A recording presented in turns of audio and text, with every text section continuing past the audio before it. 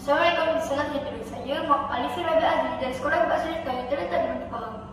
Sekolah saya ialah CBA 0018. Saya ialah murid tahun 5 dan seorang pun sekolah. Saya berhasil berbiru untuk buku siri bacaan rakyat yang bertajuk Kisah Si Tanggam. Buku ini hasil kelas 10, jadi diterbitkan pada 2016 oleh Pusaka Jaya Master. Kisah buku ini diceritakan oleh sepasang suami isteri yang menampak dalam dapat rumah. Mereka mempunyai seorang anak yang menampak Si Tanggam. Si Tanggam seorang anak yang bercita-cita tinggi. Dia selalu berhayal untuk menjadi kaya dan terkenal. Tetapi kemiskinannya menjadi tahanan terhadap cita-cita dia. Si Tanggam pergi mencuri nasib dengan berjumpa dengan nahkoda kapal.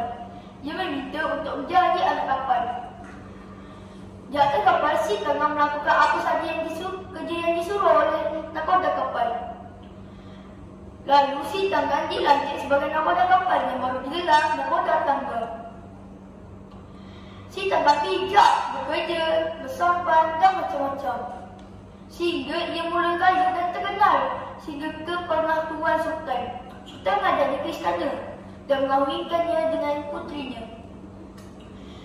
Si Tanggam membawa isterinya berlabuh ke muara sungai Mak ke berbagai lautan.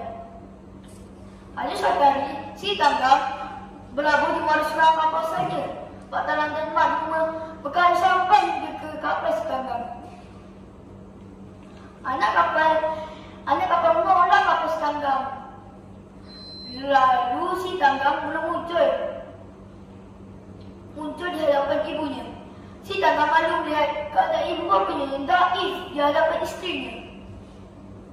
Si Tanggam menyuruh anak kapal untuk menolak sampan Mak Duma dan Pak Talang.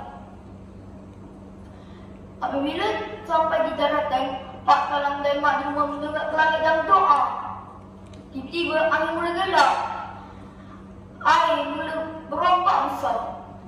Si Tanggam mula kesal atas perbuatannya.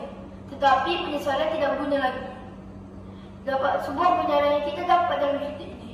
Kita perlu sayangi dan menghormati kedua ibu bapa kita. Sekian, terima kasih.